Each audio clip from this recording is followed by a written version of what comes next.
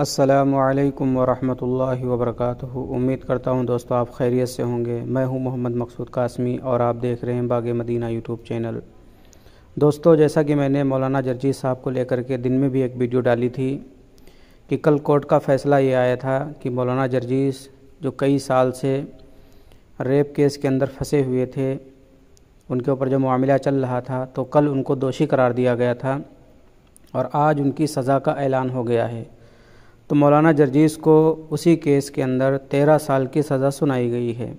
10 سال عصمت دری کے کیس کا سزا سنائی گئی ہے اور 3 سال ایک دوسرے معاملے کے اندر سزا سنائی گئی ہے۔